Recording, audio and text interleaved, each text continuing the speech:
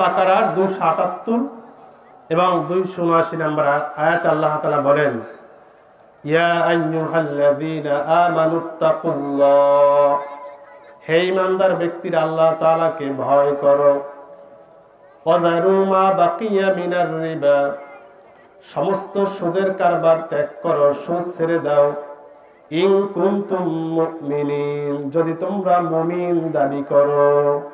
হে ঈমানদার ব্যক্তিরা আল্লাহকে ভয় করো এবং সমস্ত সুদি কারবার ছেড়ে দাও যদি আল্লাহকে ভয় করো, যদি সুদ না ছাড়ো।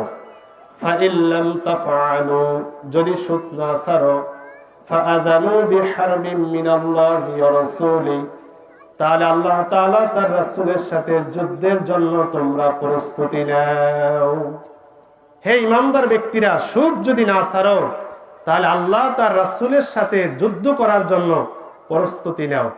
তা আল্লাহ তার রাসূলের সাথে যুদ্ধ করার শামিল সুদখোর ব্যক্তিরা। জোরে বলেন ঠিক কিনা? তাহলে সুদের ভিতরে কয়টি গুনাহ আছে? 10টি গুনাহ। 1 নম্বরে আল্লাহ তার রাসূলের সাথে যুদ্ধ করা।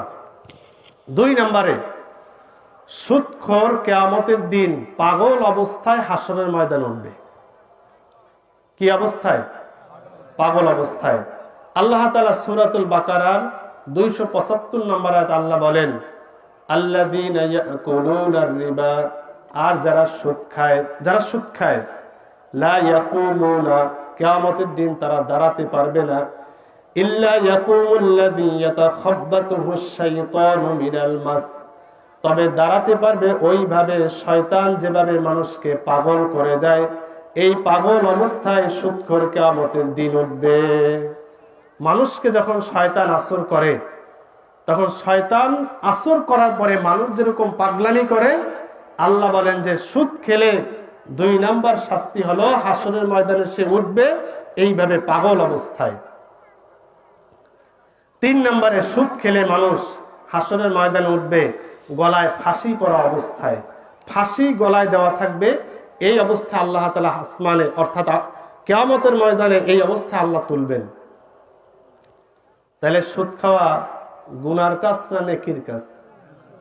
সবাই বলেন না কিসের কাজ? গুনাহের কাজ। অথচ এই গুনাহ আমরা দিব্যি খেয়ে যাচ্ছি। একটু অন্তরের ভিতরে ভয়ও আসে না যে এই গুনাহ আমরা করতেছি।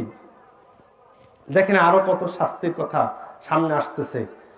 4 নম্বরে সুদ খাওয়া মানে হলো আল্লাহ তাআলা কোন সমাজে আযাব দিতে চান না, গজব দিতে চান না, কিন্তু আল্লাহ রাসূল বলেন যেই সমাজের ভিতরে, যেই দেশের ভিতরে এই সুদখোরেরা বাস করে, ওই দেশের উপরে, ওই সমাজের উপরে আল্লাহ তাআলা আযাব দেওয়াকে নির্ধারিত করে দেন। তাহলে সমাজে যে ফিতনা আসে, আল্লাহর গজব আসে, এগুলো কিসের জন্য আসে? এই সুদের কারণে।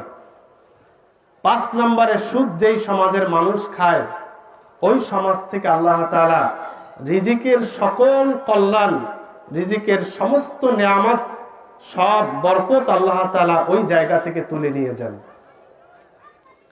বলেন আজকে কি রিজিকের ভিতরে আমাদের বরকত আছে? বরকত নাই।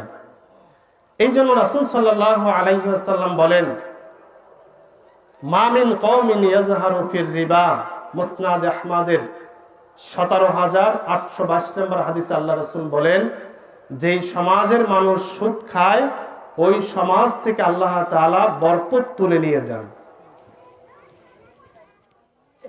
বরকত কি এইটা বোঝার জন্য আমি আপনাদের আরেকটি আলোচনা করছি। আমরা মনে করি যে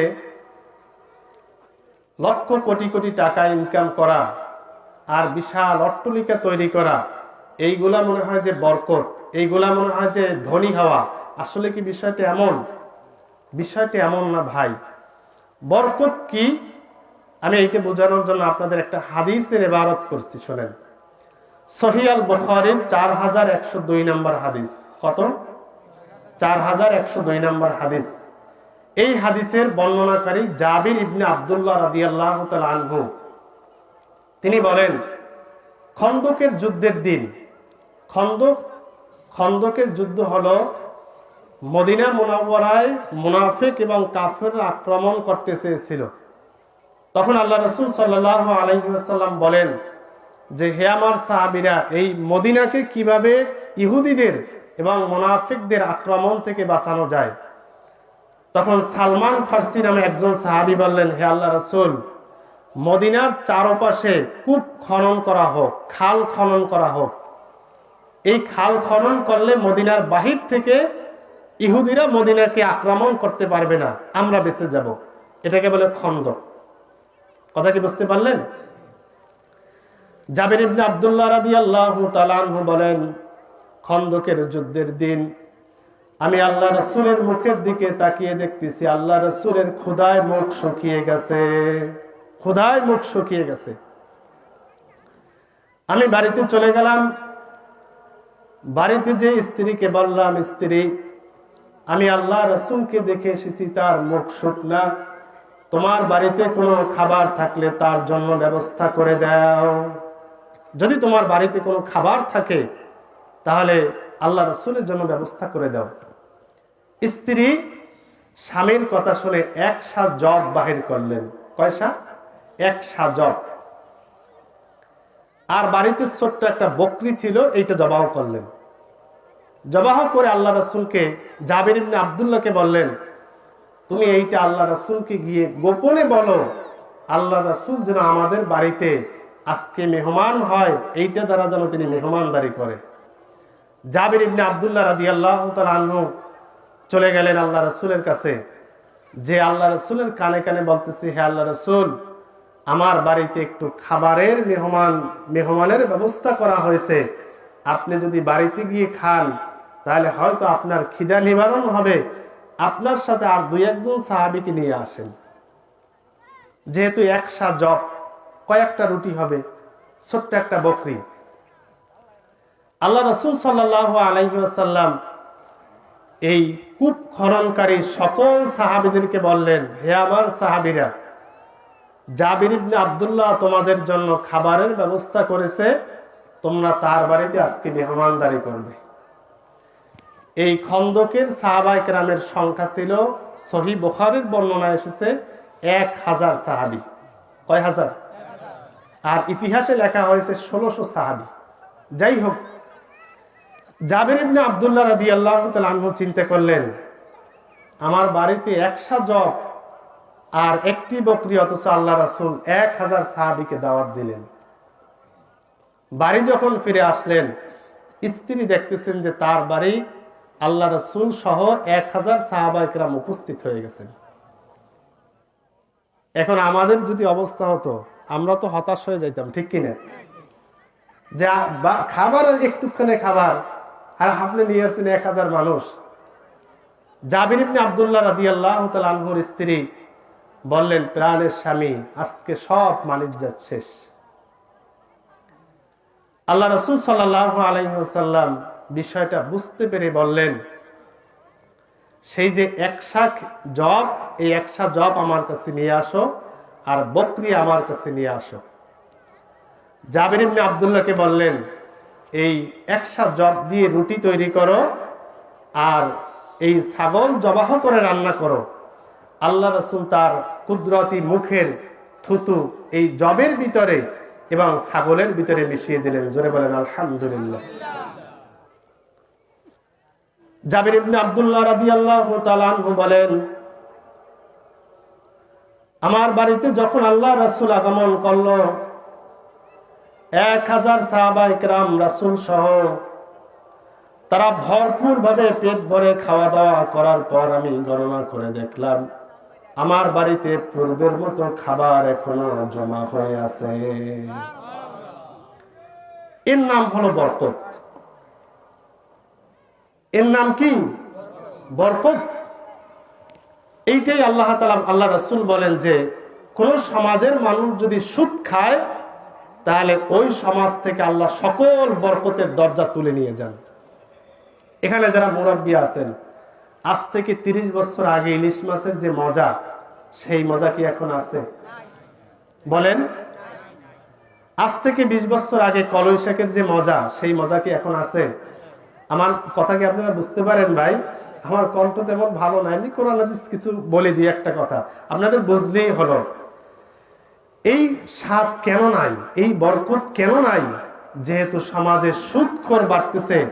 আল্লাহ বলেন সুদের মাধ্যমে তোমরা বরকত হাসিল করতেছো, তাহলে আল্লাহ তোমাদের পিছন থেকে বরকত সব তুলে নিয়ে যাবেন, বরকত তোমাদের থাকবে না। এই হাদিসের ব্যাখ্যায়, বুখারী শরীফের ব্যাখ্যায় ফাথুল বারীতে এসেছে, এমনকি সুদখোর যে এলাকায় বসবাস করে ওই এলাকায় মহিলাদের দুধ থেকে বাচ্চারা পরিমাণ মোতাবেক দুধও পায় না, আল্লাহ তুলে নিয়ে যাবে। সম্মানিত ভাইরা আমার, সুদ খাওয়া এত বড় গুনাহ। 6 নম্বরে যারা সুদ খায়, রাসূল সাল্লাল্লাহু আলাইহি ওয়াসাল্লাম বলেন, মেরাজের রজনীতে আমাকে একটি জায়গায় নিয়ে যাওয়া হলো, আলা কওমিন, একটি সম্প্রদায়ের নিকটে আমাকে নিয়ে যাওয়া হলো, বুতুনুহুম কাল বুয়ুত, আমি দেখতেছি ওই সম্প্রদায়ের পেটগুলা বিশাল বিশাল বড়, আর ওই পেটের ভিতর থেকে সাপ তাকে ধ্বংসন করতেছে, বাহির থেকে মানুষরা দেখতেছে। আল্লাহ রাসূল সাল্লাল্লাহু আলাইহি ওয়াসাল্লাম বললেন, ফাকুনতু মা হাদা ইয়া জিবরাইল, হে জিবরাইল, এরা কারা, এরা কারা? ক্বালা জিবরাইল মান হাউলাই আকালাতুর রিবা, জিবরাইল বললেন, হে আল্লাহর রাসূল, এরা হলো উম্মতের সেই উম্মত, এই উম্মতের ভিতরে যারা সুদ খেতেছে, সুদ খাইতেছে, আল্লাহ তাদের এই শাস্তির ব্যবস্থা করে দিয়েছে। তাহলে সুদ খেলে পেটের ভিতরে কিয়ামতের দিন কি হবে? সাপ হবে। 7 নম্বরে সুদ খাওয়া তার মায়ের সাথে জিনা করার শামিল। নাউজুবিল্লাহ, আরো জোরে বলে। সুদ খাওয়া কি হারাম না, শুধু তার মায়ের সাথে জিনা করার শামিল। মিশকাতুল মাসাবির 2702 নম্বর হাদিসে আল্লাহ রাসূল বলেন, আর রিবা সাবউনা হুবান, অপর বর্ণনায় এসেছে আর রিবা সাবউনা জুজআন। আল্লাহ রাসূল বলেন সুদের ভিতরে আছে 70টি গুনাহ, আইসারুহা আইয়ানকিহার রাজুলু উম্মা, তার সবচেয়ে ছোট গুনাহ হলো তার আপন মাকে বিবাহ করা। 7 নম্বরে। 8 নম্বরে সুদ খেলে পরকাল আখিরাত এই জগৎ উভয় জগতই ধ্বংস হয়ে যাবে। 9 নম্বরে রাসূল সাল্লাল্লাহু আলাইহি ওয়াসাল্লাম বলেন, আমি স্বপ্ন দেখি আমাকে 2 জন লোক এসে বলতেছে চলেন। আল্লাহ রাসূল বলেন, আমি চলে গেলাম একটি পবিত্র নগরীতে, ওখানে গিয়ে দেখতেছি একটা রক্তের নদী। এই রক্তের নদীতে একজন মানুষ নদীর কিনারায় বারবার আসতে চায়, আর নদীর কিনারা থেকে একজন লোক বারবার পাথর মেরে তাকে আবার নদীর মাঝখানে তুলে দেয়, মাঝখানে পাঠিয়ে দেয়। আল্লাহ রাসূল সাল্লাল্লাহু আলাইহি ওয়াসাল্লাম বললেন, হে ভাই জিবরাইল, এরা কারা? আল্লাহ রাসূল সাল্লাল্লাহু আলাইহি ওয়াসাল্লামকে জিবরাইল বললেন, এরা হলো উম্মতের সুদখোর, এরা মানুষের রক্ত চুষে খেয়েছে, এই জন্য আল্লাহ তাআলা তাদেরকে রক্তের নদীতে ফেলে দিয়েছে। সম্মানিত ভাইরা আমার, এটা সুদ খাওয়ার 9তম গুনাহ। সুদ খাওয়ার 10 নম্বর গুনাহ, আল্লাহ রাসূল সাল্লাল্লাহু আলাইহি ওয়াসাল্লাম বলেন, লাআনা রাসূলুল্লাহি সাল্লাল্লাহু আলাইহি ওয়াসাল্লাম আকিলাতুর রিবা ওয়া মুকিলাহু ওয়া কাতিবাহু ওয়া শাহিদাইহি। আল্লাহ নবী বলেন, 4 শ্রেণীর মানুষকে আমি অভিশাপ দিয়েছি। কয় শ্রেণীর? 4 শ্রেণীর মানুষকে আমি অভিশাপ দিয়েছি। 1 নম্বরে আকিলার রিবা, যেই ব্যক্তি সুদ খায়, অমুকিলাহু, যেই ব্যক্তি সুদ দেয়, 2 নম্বরে যেই ব্যক্তি সুদ খায়, 3 নম্বরে ওয়াকাতিবাহু, যেই ব্যক্তি সুদ কাগজে কলমে লিখে দেয়, 4 নম্বরে ওয়াশাহিদাইহি, যেই ব্যক্তি সুদের সাক্ষী থাকে। আল্লাহ রাসূল বলেন, এই 4 শ্রেণীর মানুষকে আমি অভিশাপ দিয়েছি। অভিশাপ দিয়েছি আল্লাহ রাসূল বলেন। আর রাসূলের অভিশাপ কি? রাসূলের অভিশাপ যদি কোনো ব্যক্তির জীবনে লাগে, তার জীবন আংশিক ধ্বংস হবে না পূর্ণাঙ্গ ধ্বংস হবে? সবাই বলেন, পূর্ণাঙ্গ ধ্বংস হবে। আল্লাহ রাসূল সাল্লাল্লাহু আলাইহি ওয়াসাল্লাম বদদুয়া দিয়েছিলেন, অভিশাপ দিয়েছিলেন আবু লাহাবকে। আবু লাহাব কি সম্মানজনকভাবে মৃত্যুবরণ করছে না অপমানজনকভাবে? বলেন না, কোন ভাবে করেছে? অপমানজনকভাবে মৃত্যুবরণ করেছে। তাহলে এই সুদের ভিতরে আল্লাহ রাসূল বলেন, এই 10টি গুনাহ, এই 10টি গুনাহওয়ালা ব্যক্তি আমাদের সমাজে ঘুরে আসে না নাই? তাহলে ভাইরা আমার, ওই যে সেই হাদিস লক্ষ্য করেন, দূর থেকে একটা মানুষ সফর করে এসে আল্লাহ রাসূল বলতেছেন, কাবার দিকে, আল্লাহর দিকে হাত তুলে বলতেছে, হে আমার রব,